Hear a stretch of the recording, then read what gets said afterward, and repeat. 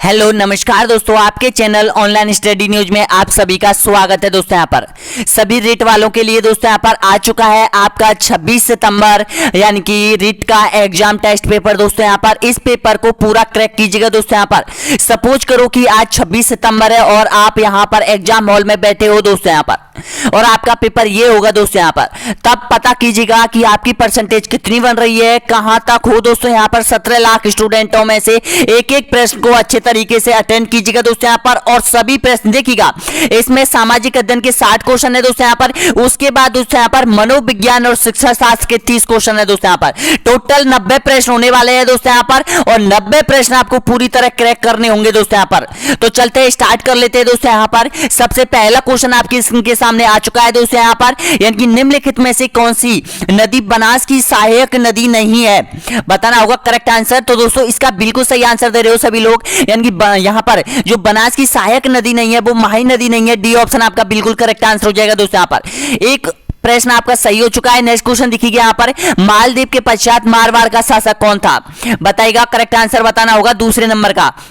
तो आपका बिल्कुल करेक्ट आंसर हो जाएगा दोस्तों यहाँ पर। मालदीव के बाद मालदीव का जो पुत्र था वो गद्दी पर बैठा था, कौन था, चंद्रसेन हो जाएगा दोस्तों यहाँ पर, राव चंद्रसेन हो जाएगा। ए ऑप्शन आपका बिल्कुल करेक्ट आंसर हो जाएगा, दूसरे में बिल्कुल सही आंसर हो जाएगा। अगला देखिएगा यहाँ पर, भारत में लौह अयस्क के सर्वाधिक भंडार किस राज्य में है, छत्तीसगढ़, उड़ीसा, गोवा या फिर झारखंड।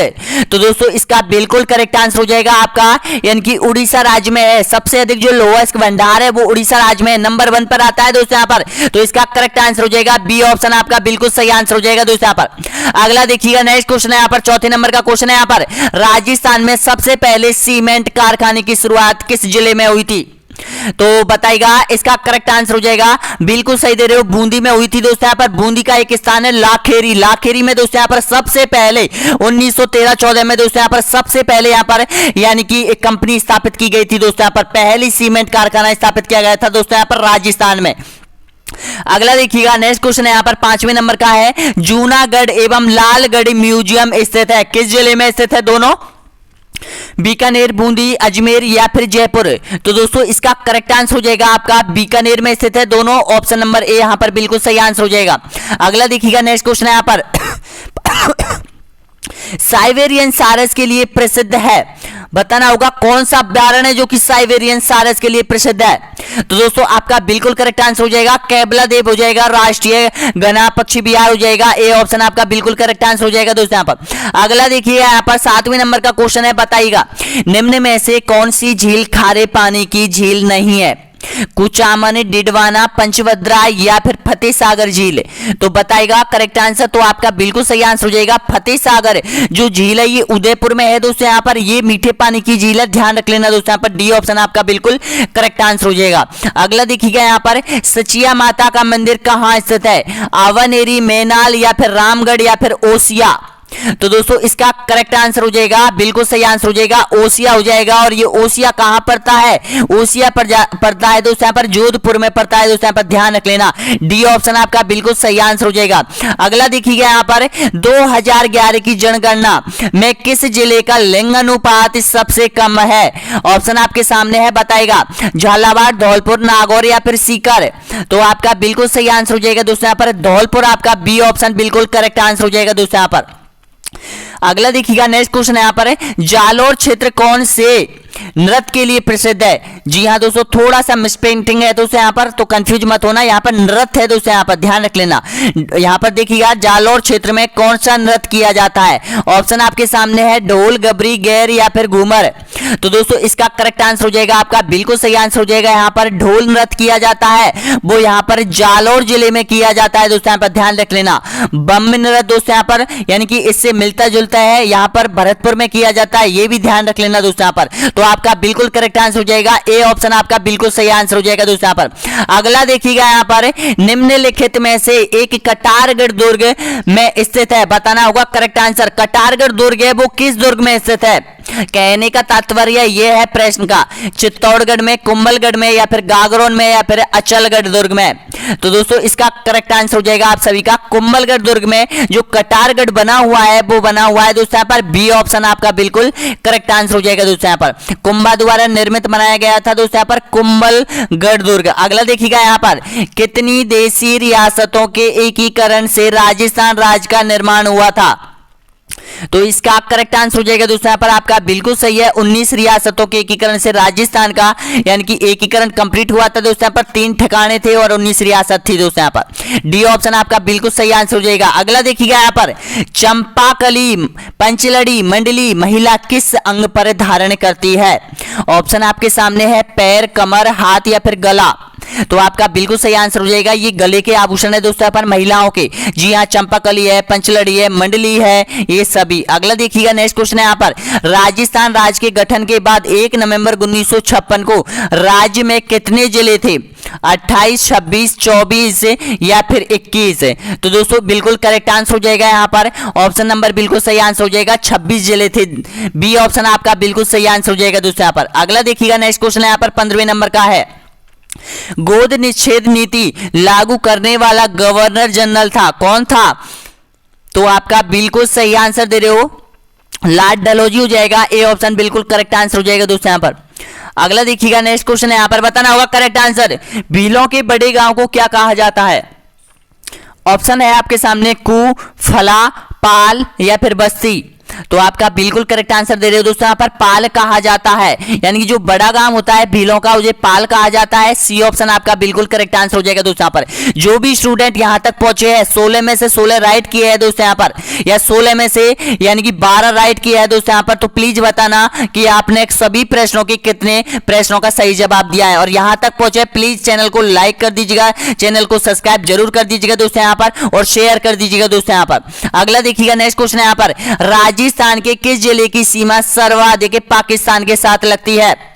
बाड़मेर, बीकानेर, जोधपुर या फिर जैसलमेर की? तो आपका बिल्कुल करेक्ट आंसर हो जाएगा, जैसलमेर की लगती है दोस्तों यहाँ पर। अगर आपसे पूछता है कितनी लगती है तो ध्यान रख लेना 464 किलोमीटर की लगती है दोस्तों यहाँ पर जैसलमेर की, जो कि सर्वाधिक लगती है पाकिस्तान के साथ। अगर पाकिस्तान के साथ बात करें अंतरराष्ट्रीय सीमा की, कुल लंबाई है 1070 किलोमीटर है दोस्तों यहाँ पर। अगर बात करें दोस्तों यहाँ पर बाड़मेर की कितनी है, तो बाड़मेर की हो जाएगी 228 हो जाएगी दोस्तों यहाँ पर, ध्यान रख लेना। अगर यहाँ पर बात करें दोस्तों यहाँ पर यानी कि बीकानेर की कितनी है, तो 168 किलोमीटर की बीकानेर की हो जाएगी दोस्तों यहाँ पर। और ध्यान रखना दोस्तों यहाँ पर और गंगानगर की देखिएगा दोस्तों यहाँ पर, गंगानगर की हो जाएगी 210 किलोमीटर, गंगानगर की हो जाएगी 464 किलोमीटर यहाँ पर, जैसलमेर की हो जाएगी दोस्तों यहाँ पर। तो अगला क्वेश्चन देखिएगा नेक्स्ट क्वेश्चन यहाँ पर, मेवाड़ी बोली किस क्षेत्र में बोली जाती है? पूर्वी राजस्थान, पश्चिमी राजस्थान, दक्षिणी राजस्थान या फिर उत्तरी राजस्थान में? तो आपका बिल्कुल सही आंसर हो जाएगा दोस्तों यहाँ पर, जो मेवाड़ी बोली जाती है वो यहाँ पर दक्षिणी राजस्थान में बोली जाती है दोस्तों यहाँ पर, मेवाड़ क्षेत्र में बोली जाती है दोस्तों यहाँ पर, ध्यान रख लेना। सी ऑप्शन आपका बिल्कुल करेक्ट आंसर हो जाएगा। अगला देखिएगा यहाँ पर 19वें नंबर का क्वेश्चन है, पृथ्वीराज रासो की रचना की थी, किसने की थी? आसधर ने, जयनायक ने, विश्वरूप ने या फिर चंद्रवरदाई ने? तो आपका बिल्कुल करेक्ट आंसर हो जाएगा, चंद्रवरदाई ने की थी। डी ऑप्शन आपका बिल्कुल सही आंसर हो जाएगा दोस्तों यहाँ पर। अगला देखिएगा यहाँ पर, राजस्थान में राजनीतिक चेतना को जन्म देने वाला था, कौन था?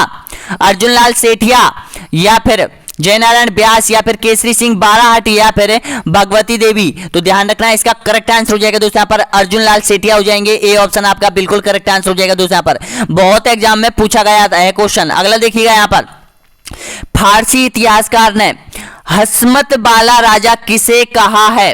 राव मालदेव को, महाराणा प्रताप को या फिर महाराजा उदय सिंह को या फिर महाराणा कुंभा को? तो आपका बिल्कुल करेक्ट आंसर हो जाएगा सभी का यहाँ पर दोस्तों यहाँ पर, यानी कि महाराणा मालदेव को कहा जाता है, राव मालदेव को कहा गया है हसमत वाला राजा दोस्तों यहाँ पर। ए ऑप्शन आपका बिल्कुल करेक्ट आंसर हो जाएगा। अगला देखिएगा यहाँ पर, नौटंकी तथा रामलीला राजस्थान की किस भाग में अधिक लोकप्रिय है? बताइएगा। तो आपका बिल्कुल करेक्ट आंसर हो जाएगा, ये पूर्वी भाग में चलती है दोस्तों यहाँ पर। यानी कि ए ऑप्शन आपका बिल्कुल सही आंसर हो जाएगा। वैसे तो नौटंकियों के लिए जो प्रसिद्ध है, रामलीला के लिए प्रसिद्ध है, वो यूपी प्रसिद्ध है दोस्तों यहाँ पर, लेकिन आप अनुमान लगाइए कि उत्तर प्रदेश से जो लगने वाले वो सीमा है वो पूर्वी राजस्थान की है। तो पूर्वी राजस्थान से कौन कौन से जिले आते हैं? भरतपुर आता है, धौलपुर आता है और अलवर आता है। इसमें नौटंकी और रामलीला प्रचलित है दोस्तों यहाँ पर। अगला देखिएगा यहाँ पर राय फितौरा, जी हाँ दोस्तों थोड़ा सा कंफ्यूजन यहाँ पर, राय फितौरा उपाधि से किस शासक को प्रसिद्धि मिली थी दोस्तों बताइएगा यहाँ पर। तो आपका बिल्कुल करेक्ट आंसर हो जाएगा दोस्तों यहाँ पर, यानी कि पृथ्वीराज तृतीय को। जी हाँ दोस्तों सी ऑप्शन आपका बिल्कुल सही आंसर हो जाएगा। इसको राय फितौरा कहा जाता था दोस्तों यहाँ पर। अगला देखिएगा यहाँ पर, कौन सा वाद्य यंत्र बस पशुओं के चमड़े से निर्मित है? खजरी है, हरनाई है, अलगूजा है या फिर कामायचा है?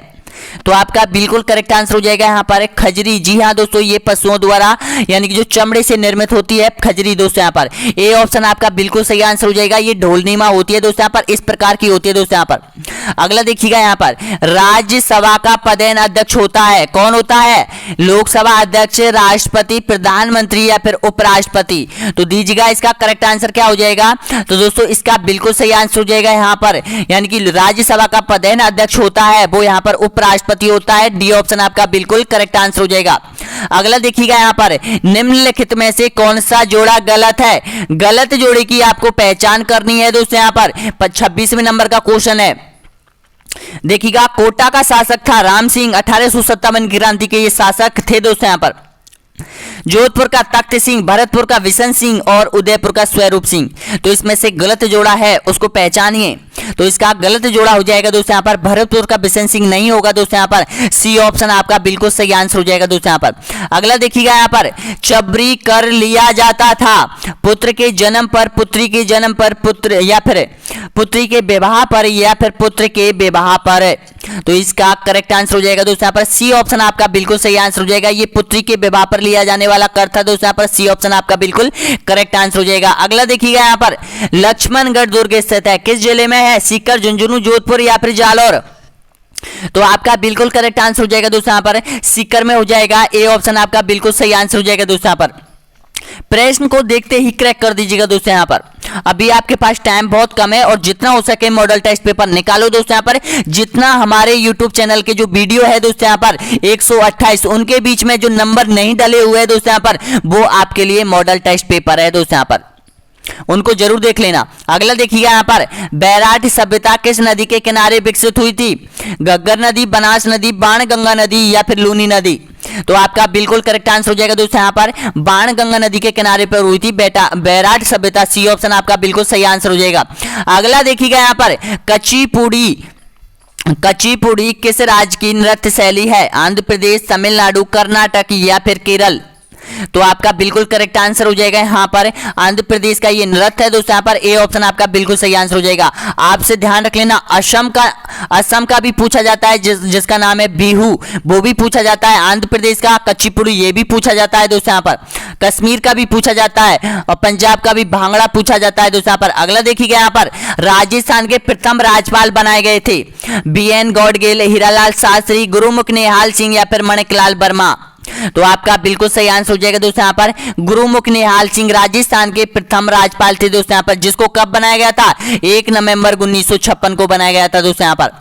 सी ऑप्शन आपका बिल्कुल सही है। अगला देखिएगा यहाँ पर, निम्नलिखित में से कौन राज्य में विधानसभा का नेता होता है?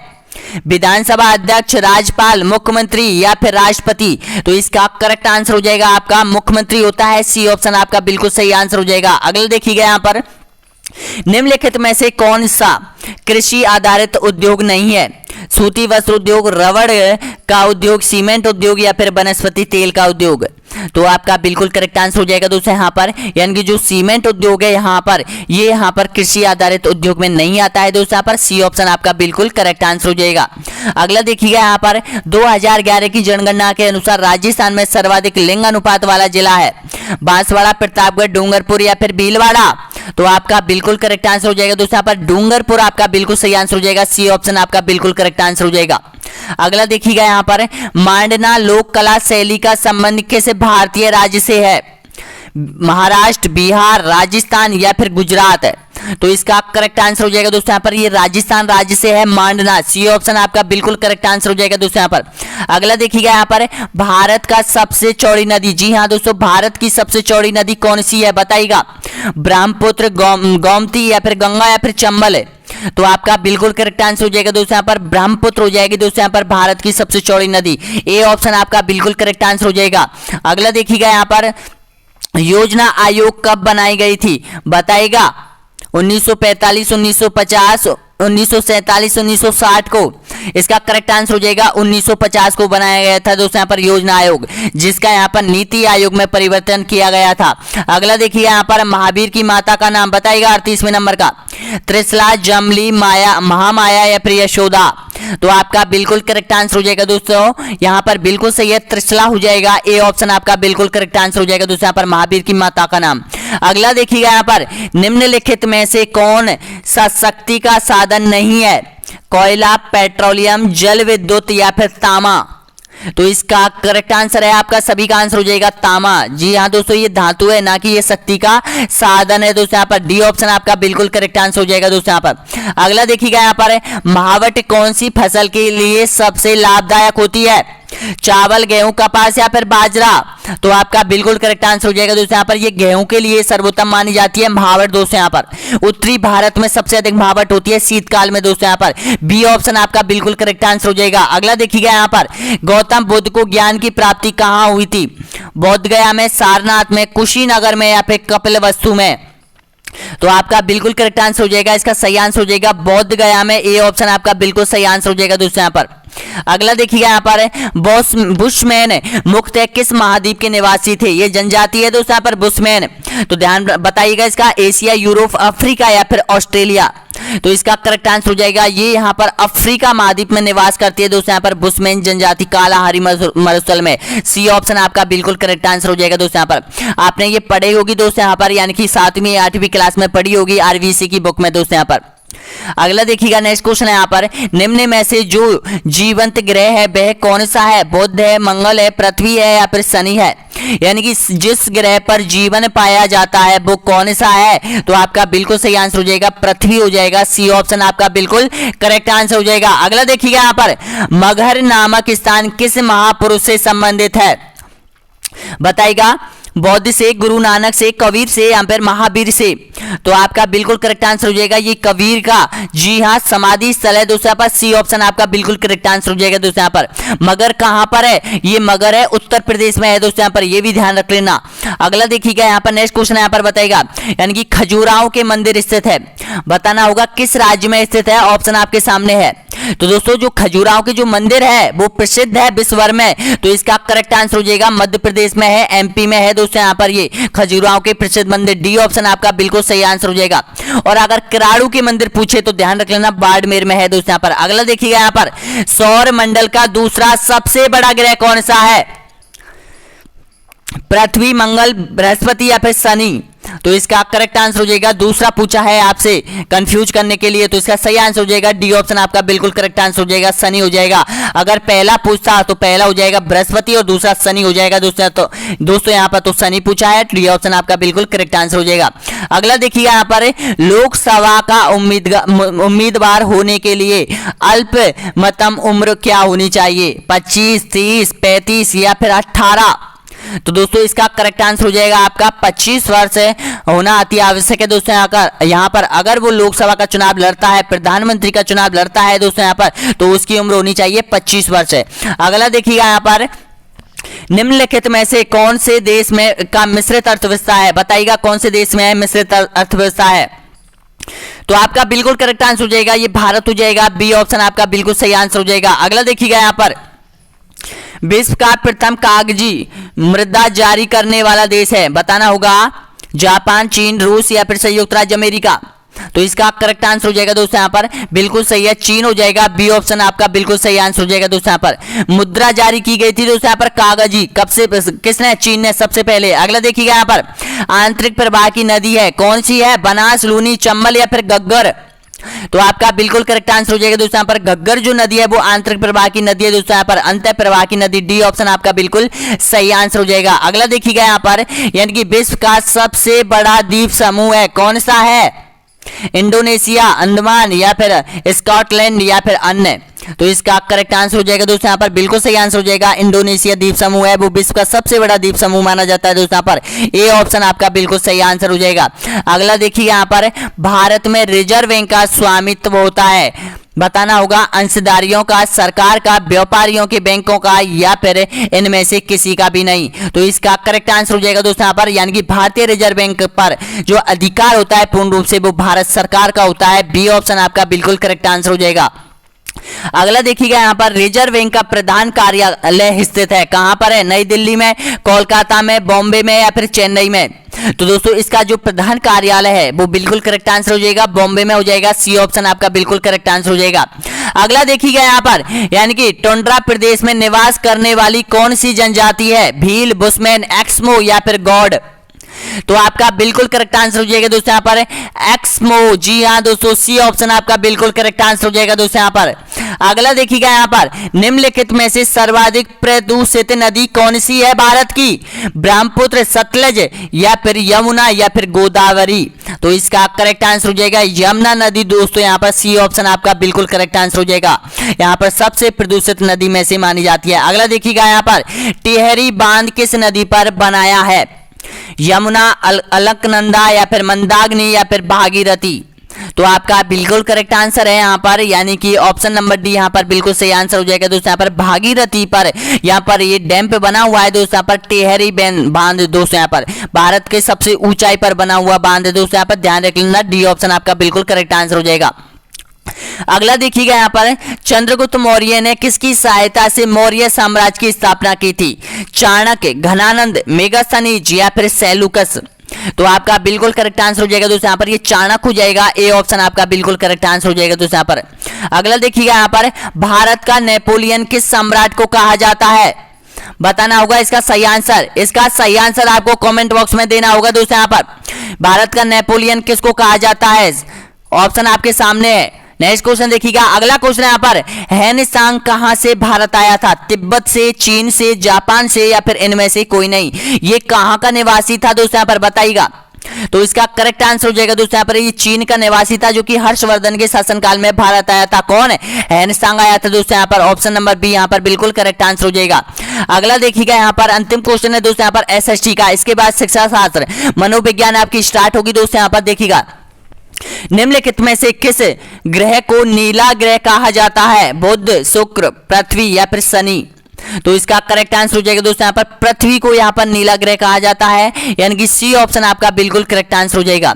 अगला देखिएगा यहाँ पर दोस्तों, यहाँ पर यानी कि आप लोगों ने एसएसटी के तो 60 क्वेश्चन यहाँ पर कंप्लीट कर दिए। अब बताइएगा कि 60 में से आपने कितने प्रश्नों का सही जवाब दिया है दोस्तों यहाँ पर, यानी कि सामाजिक अध्ययन में दोस्तों यहाँ पर आपकी माइनस मार्किंग बिल्कुल नहीं है आपकी एग्जाम में दोस्तों यहाँ पर, तो प्लीज जरूर बताना। अब आ चुका है दोस्तों यहाँ पर बाल विकास एवं शिक्षा शास्त्र के कुल 30 क्वेश्चन है दोस्तों यहाँ पर। एक टेस्ट पेपर है दोस्तों यहाँ पर, इस टेस्ट पेपर को भी पूरा करना होगा दोस्तों यहाँ पर। तो इस तरह से आपको 90 प्रश्नों में से बताना होगा कि कितने प्रश्नों का आप लोगों ने सही जवाब दिया है दोस्तों यहाँ पर। अगर जिन्होंने चैनल को सब्सक्राइब नहीं कर रखा है तो चैनल को सब्सक्राइब जरूर कर दीजिएगा दोस्तों यहाँ पर, नीचे बटन दे रखा है, और शेयर कर दीजिएगा, और वीडियो को अगर दिल बोल रहा है आपका तो लाइक कर दीजिएगा। पहला क्वेश्चन देखिएगा, बहुत इंपॉर्टेंट क्वेश्चन है दोस्तों यहाँ पर, संवेदन ज्ञान की पहली सीढ़ी है, यह कथन है किसका है?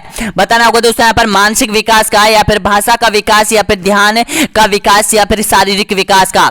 तो आपका बिल्कुल करेक्ट आंसर हो जाएगा दोस्तों यहाँ पर, यानी कि ये संवेदना ज्ञान है वो बिल्कुल सही आंसर हो जाएगा, ए ऑप्शन आपका बिल्कुल करेक्ट आंसर हो जाएगा दोस्तों यहाँ पर, यानी कि मानसिक विकास है दोस्तों यहाँ पर, ये ए ऑप्शन आपका बिल्कुल सही आंसर हो जाएगा। दूसरा देखिएगा दोस्तों यहाँ पर, दूसरा देखिएगा, सीखने की प्रक्रिया को प्रभावित करने वाले कारक है अनुकरण, प्रशंसा एवं निद्रा, या फिर प्रतियोगिता, या फिर ये सभी। तो इसका करेक्ट आंसर हो जाएगा दूसरे का, बिल्कुल सही आंसर दे रहे हो सभी, सोच समझकर आंसर दीजिएगा इसका। तो आपका बिल्कुल करेक्ट आंसर हो जाएगा उपयुक्त सभी हो जाएंगे दोस्तों यहाँ पर, प्रभावित करने वाले हो जाएंगे, सीखने की प्रक्रिया को प्रभावित करने वाले अनुकरण हो जाएगा, प्रशंसा एवं निद्रा हो जाएगी, प्रतियोगिता हो जाएगी, और उपयुक्त सभी हो जाएगा, यानी कि डी ऑप्शन आपका बिल्कुल करेक्ट आंसर हो जाएगा।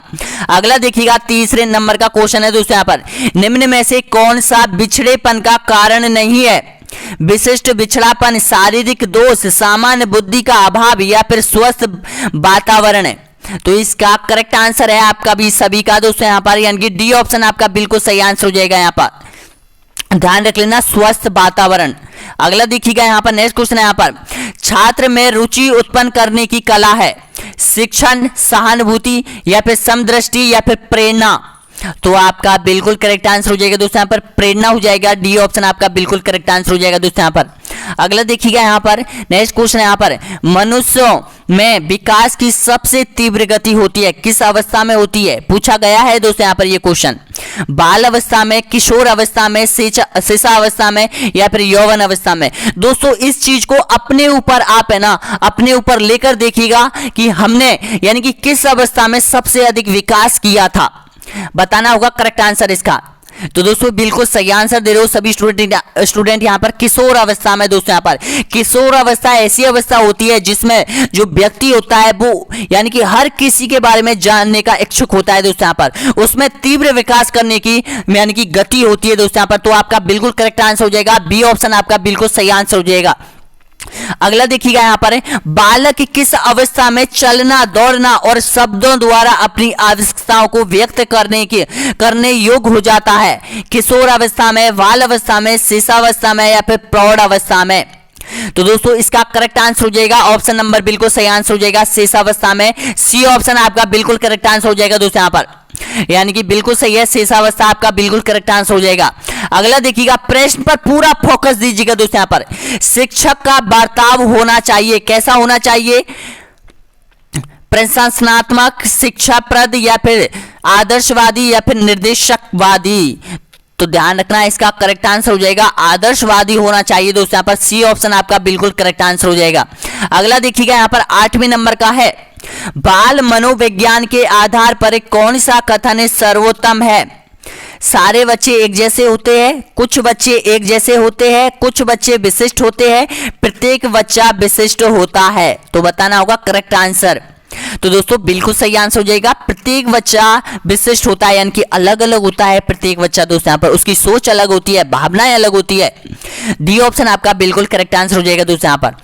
अगला देखिएगा यहाँ पर 9वें नंबर का क्वेश्चन है, निम्न में से कौन सा भूलने का कारण नहीं है, मानसिक द्वंद्व, पुनरावृत्ति का अभाव, सीखने की मात्रा या फिर शिक्षक की योग्यता। इन प्रश्नों पर ध्यान दीजिएगा दोस्तों यहाँ पर, अगर इन प्रश्नों पर आपने ध्यान नहीं दिया तो 100% आप गलत करके आओगे दोस्तों यहाँ पर। अगर आप ध्यान से पढ़ लिए ये क्वेश्चन शिक्षा शास्त्र के दोस्तों यहाँ पर एग्जाम में, यानी कि एक प्रश्न को अगर कठिन प्रश्न है अगर आप पर नहीं आ रहा है तो उसको दोबारा रीड करिएगा दोस्तों यहाँ पर, तब जाके उसका आंसर आपके माइंड में ऑटोमेटिक आ जाएगा दोस्तों यहाँ पर। तो इसका करेक्ट आंसर क्या हो जाएगा, तो दोस्तों इसका बिल्कुल सही आंसर हो जाएगा यहाँ पर, यानी कि शिक्षक की योग्यता दोस्तों यहाँ पर, ऑप्शन नंबर बिल्कुल सही आंसर हो जाएगा, निम्न में से कौन सा भूलने का कारण नहीं है, शिक्षक की योग्यता।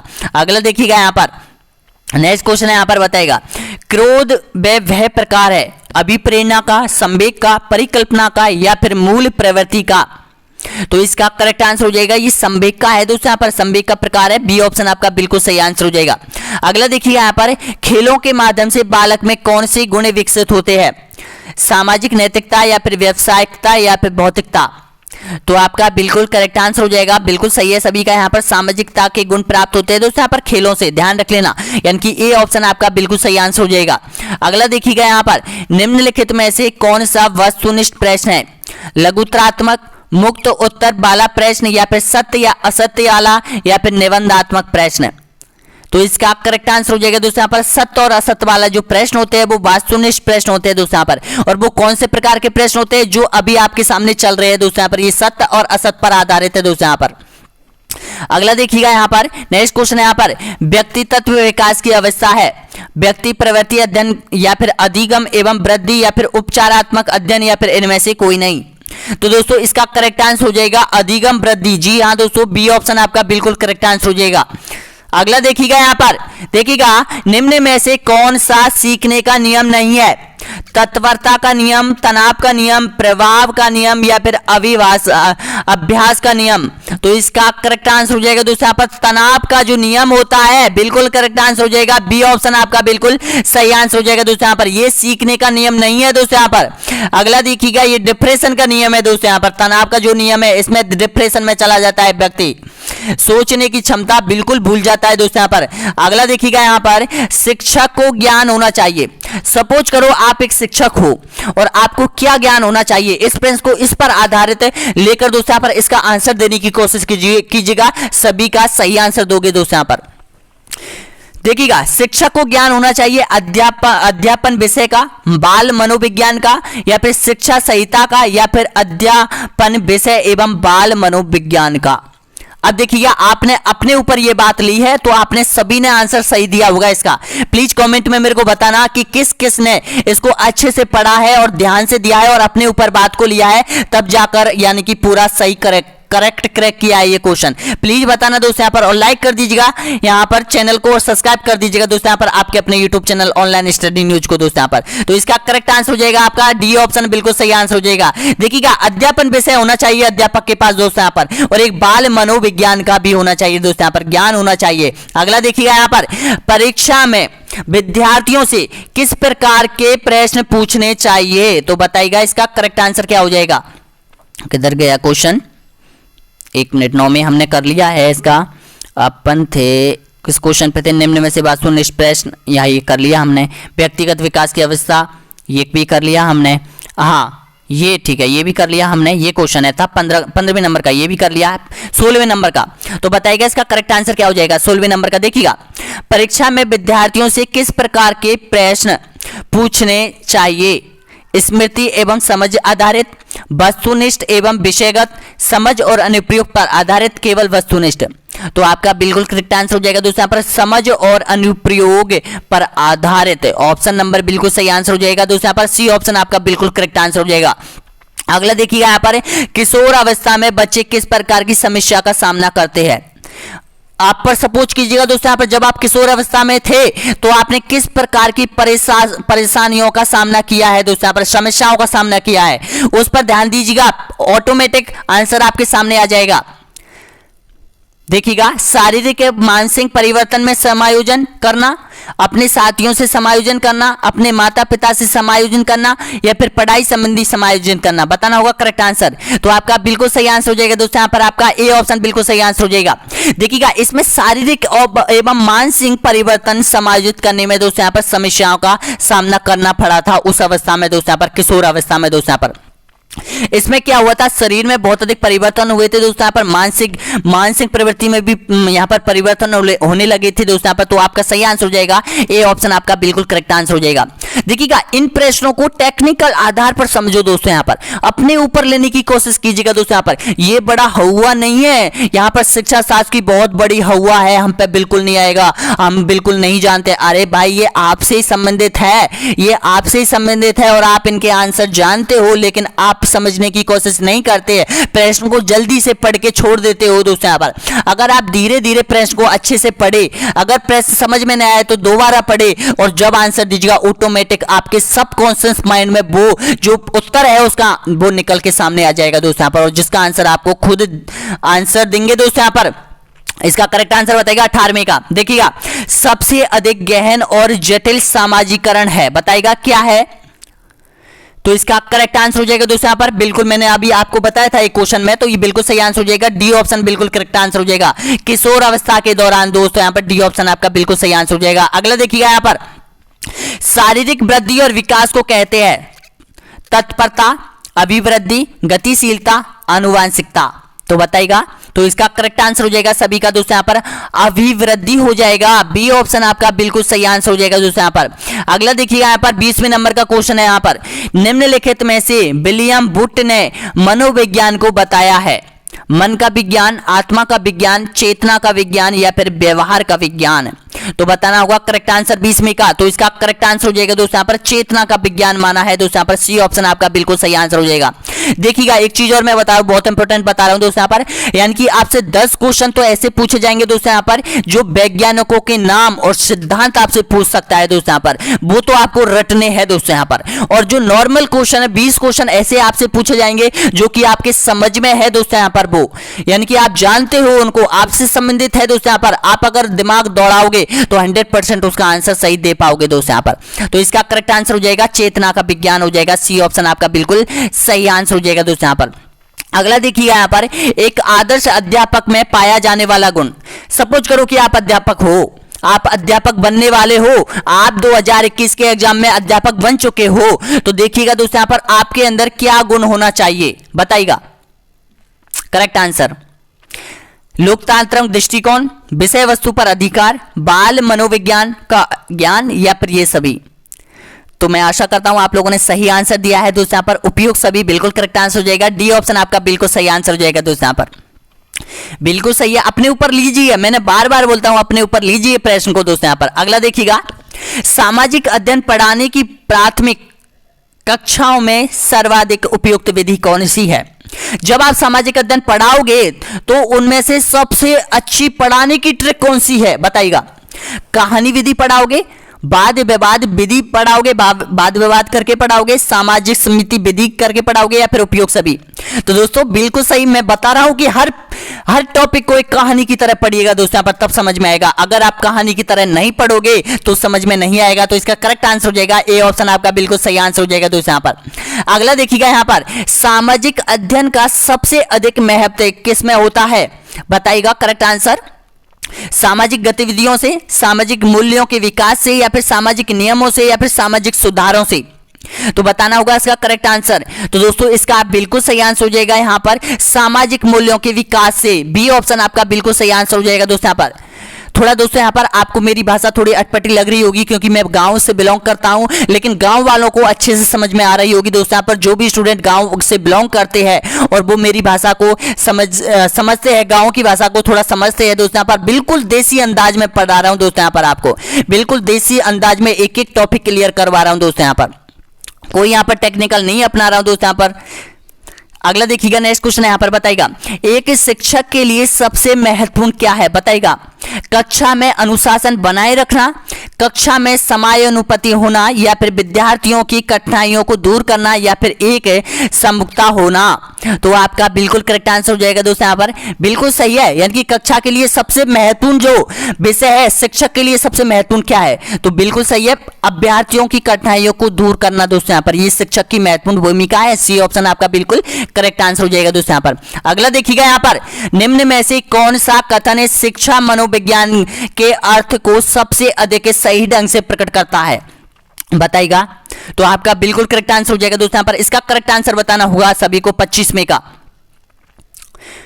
तो आपका बिल्कुल सही आंसर हो जाएगा, डी ऑप्शन आपका बिल्कुल सही आंसर हो जाएगा। देखिएगा, यह शिक्षा को मनोवैज्ञानिक आधार प्रदान करता है, सही आंसर हो जाएगा डी ऑप्शन। अगला देखिएगा यहाँ पर, यानी कि शिक्षा मनोविज्ञान के मुख्य तत्व है शिक्षार्थी, सीखने की प्रक्रिया, अध्यापक, या फिर सभी। तो बताना होगा करेक्ट आंसर हो जाएगा। सपोज करो कि आप ना एक क्लास में है, आप टीचर हो, आपके साथ स्टूडेंट बैठे हुए हैं दोस्तों यहाँ पर, और आपके पास क्या क्या होना जरूरी है, बताइएगा।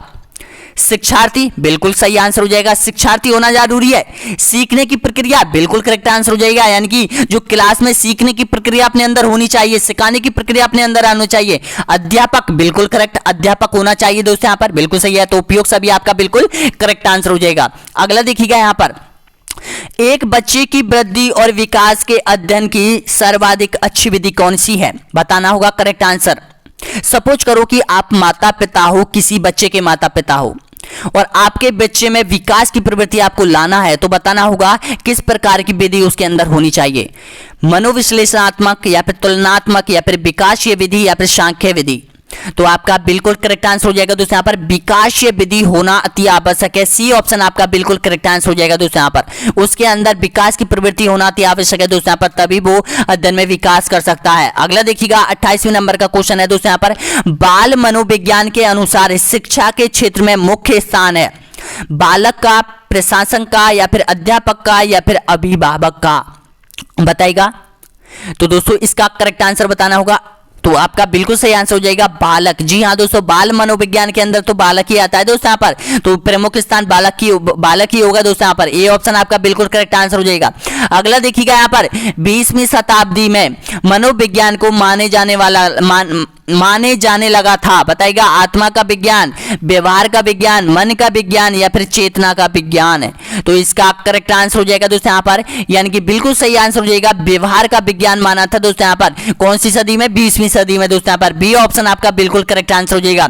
अंतिम क्वेश्चन इस सीरीज का है दोस्तों यहाँ पर, बताइएगा, देखिएगा, समझकर आंसर दीजिएगा। शिक्षा मनोविज्ञान अध्ययन कराता है, किसका अध्ययन कराता है? आत्मा का धार्मिक परिस्थितियों में, मानव व्यवहार का शैक्षणिक परिस्थितियों में, चेतना का असीमित परिस्थितियों में, मस्तिष्क का बौद्धिक परिस्थितियों में? तो आपका बिल्कुल करेक्ट आंसर हो जाएगा सभी का दोस्तों यहाँ पर, मानव व्यवहार और यहाँ पर शिक्षक परिस्थितियों का दोस्तों यहाँ पर। बिल्कुल सही है, बी ऑप्शन आपका बिल्कुल करेक्ट आंसर हो जाएगा दोस्तों यहाँ पर। तो दोस्तों ये जो पेपर है वो कैसा लगा प्लीज बताना, आपके सुझाव जरूर देना दोस्तों यहाँ पर। अगर आपके सुझाव हमें मिलते हैं तो हम इसी तरह के test paper, model test paper, यहाँ पर शिक्षा शास्त्र के पेपर दोस्तों यहाँ पर आपके लिए लेकर आते रहेंगे दोस्तों यहाँ पर। और प्लीज शेयर कीजिएगा जितना हो सके दोस्तों यहाँ पर। और मैं आपको स्पेशल बोलना चाहता हूँ कि ये जो मनोविज्ञान का, शिक्षा शास्त्र का जो 25 प्रश्नों का जो पेपर है वो आपको कैसा लगा दोस्तों यहाँ पर, समझाने का ढंग कैसा लगा दोस्तों यहाँ पर। क्योंकि मनोविज्ञान में पहली बार आपको, मतलब पहली बार ये पेपर लेकर आ रहा हूं दोस्तों यहाँ पर। पिछली बार भी लेकर आया था दोस्तों यहाँ पर, लेकिन मैं अब आपको यहाँ पर मनोविज्ञान भी स्टार्ट कर रहा हूं दोस्तों यहाँ पर। क्योंकि एसएसटी तो लगभग आपकी कवर हो चुकी है दोस्तों यहाँ पर। अभी आपकी एसएसटी में क्या होने वाला है दोस्तों यहाँ पर, कॉन्सेप्ट में देखिएगा, यानी कि आपकी ज्योग्राफी स्टार्ट होने वाली है दोस्तों यहाँ पर, भूगोल स्टार्ट होने वाली है। और भूगोल के सभी चैप्टर आपके दोस्तों यहाँ पर 130वें नंबर का वीडियो स्टार्ट होने वाला है दोस्तों यहाँ पर, इसके बाद जो वीडियो आएगा दोस्तों यहाँ पर। और प्लीज जमकर पढ़िएगा दोस्तों यहाँ पर, जमकर पढ़ाई कीजिएगा दोस्तों यहाँ पर, एक एक कॉन्सेप्ट कवर कर लीजिएगा दोस्तों यहाँ पर। अभी भी आपके पास टाइम है दोस्तों यहाँ पर। बहुत बहुत धन्यवाद। नेक्स्ट वीडियो बहुत, और प्ले लिस्ट पर ध्यान दीजिएगा दोस्तों यहाँ पर। अगर आपने प्ले लिस्ट पर ध्यान नहीं दिया दोस्तों यहाँ पर, प्ले लिस्ट को पूरा रट दीजिएगा दोस्तों यहाँ पर, जिसमें यहाँ पर यानी कि 140 वीडियो आप लोगों के लिए डाल रखे हैं दोस्तों यहाँ पर। बहुत बहुत धन्यवाद वीडियो देखने के लिए।